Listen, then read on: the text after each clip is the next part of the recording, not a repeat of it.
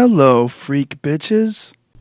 So, first of all, thanks for doing this. You've been on this crazy sort of whirlwind tour. Mm-hmm.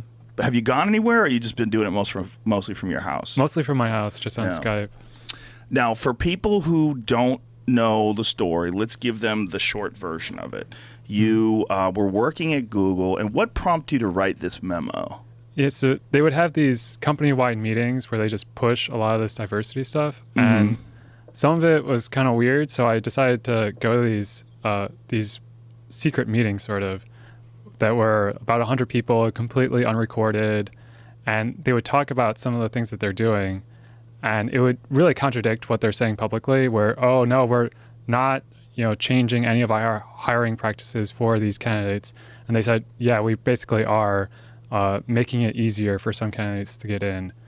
And, I voiced some concerns, but people just chained me and was like, no, you're wrong. You're just have white male privilege. And they said you have white male privilege? That was the actual word they used? Yeah, there's a lot of that going on. And so they asked for feedback on the program. So I wrote this document to clarify my thoughts. I sent it to them. They looked at it, but they just ignored it, never told me anything.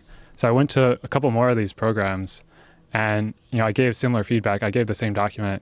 They kept looking at it, but just never said anything. And I would send it to random people that I knew, and half the people would be like, yes, exactly, this is what I've been thinking. And the other half would maybe disagree with some points, but it would never be emotional outbursts or anything. It would just be like, oh, are you sure that this is actually happening? It's like, yes, because, I've actually been to these unrecorded meetings. This is what's happening. So if you could get into specifics, like when you're in these meetings and they're talking about diversity, what is their concern? And is it they're trying to promote an image of diversity? Are they trying to promote actual diversity? Do they think that there's a benefit for diversity, or is it a part of their public image? And is it a lot of it to avoid criticism? Because I think there's a big issue with, if you don't have all your bases covered, 2 black women, 2 Asian men, if you don't have all your bases covered, you can get pretty roundly criticized as not being diverse or being possibly racist. And when you do that, you're kind of fucked. Yeah, so Google definitely has a huge target on its back. And so there are people that want to complain that, oh, Google is not diverse, therefore it's racist and sexist. And so that's a lot of their fear. They look at their representation and then compare it to the overall US population and say, oh, we only have 20% women, we should have 50%. There's obviously some sexism happening. And so a lot of their stuff is, oh, we need to fix this because, all this sexism is bad. And obviously, if you disagree with sexism, that's of course bad. And I obviously don't, want there to be any sexism, but I just don't think that that's the sole cause of this disparity in representation. Yeah, it seems like in the interest of promoting an image of diversity, they're willing to bypass science and the truth and the reality of culture, the reality of human biology and evolutionary psychology. There's just so much that they're willing to look past to get to this one thing, which seems to be this really important thing in today's society, that you want to promote an image of diversity. Yeah. It's more important than anything. So when you're in these I wouldn't call it a class. What would you call it? A meeting? Whatever they are. Yeah, some of them were classes. Some were, our day-long programs and so they would conferences. teach you things? What would they teach you? They would talk about unconscious bias. Oh, no. Oh, you might be racist. You have to find the racism in you? Ooh. And there's a whole program that's trying to retrain your brain to think about race in a new way or something. So they're just assuming you're guilty. Pretty much. Because you're white. They look at the representation and say racism, sexism. Do black people have to go to this? No one has to, but no one has to. They are definitely pushing it on people, and now managers are being evaluated by how well they promote diversity and inclusion. And, it's just a slippery slope, and I think it'll eventually become part of our performance review. So if you're a white woman Do you have to go to this? I mean, are you encouraged to go to this, or are you like, hey, you made it through, like this is what we've been looking for, you're fine? Or if you're an Indian woman, even better, right? Is that how it works? Or would you still have to go there and approach your unconscious biases? Yeah, they say everyone has these unconscious biases. Even towards white people? Oh. So do they have those where they have like black people with their unconscious biases towards white people? So they never acknowledge that anyone could be racist against white people. Of course. Why would you?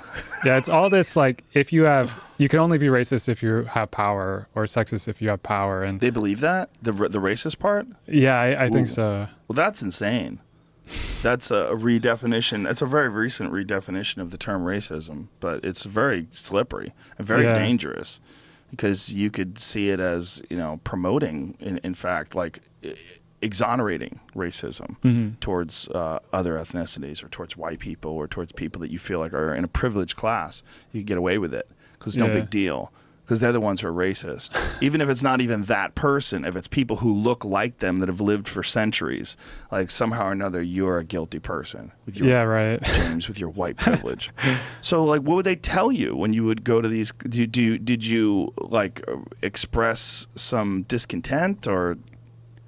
Yeah, my main concern was them saying 50% in the population, look, Google only has 20%. And so we're obviously about women? Yeah. Yeah. And, there were clear reasons, at least in my mind, that that's not as simple as they're making it out to be. And that, there are some differences, and that could explain some of the issues that women are facing. And so a lot of these women issues in tech, I feel, are actually not really gender issues. They're just, women on average are more cooperative, for example. And so they may find it harder to, lean in the corporate world, like Sheryl Sandberg is saying. But, there are men that also feel like that. I'm not very assertive. I'm actually pretty shy. And so I feel the same stuff. It's not that, there's a ton of sexism.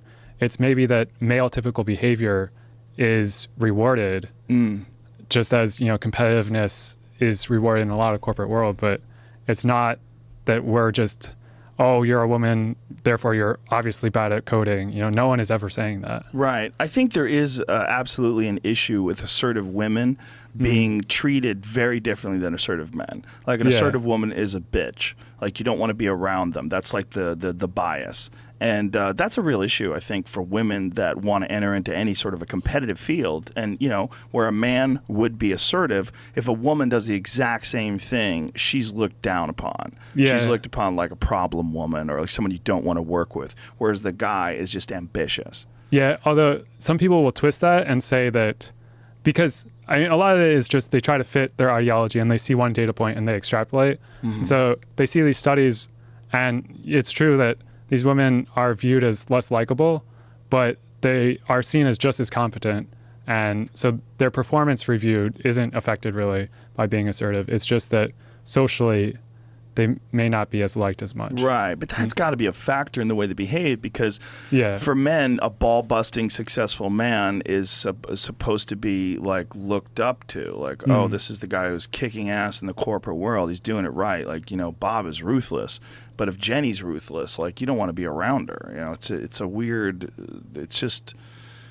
I feel like that if there is a real bias with men, obviously I don't work in tech, but I would assume that would be a real bias. Yeah, and I think some of the solution to that is just allowing people to be more cooperative and, actually, so for example, at Google, you're really rewarded for owning a particular project and seeing that one project go through.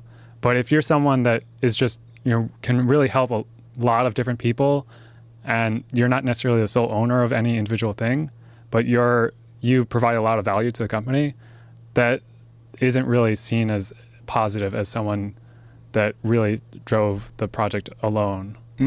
That's interesting.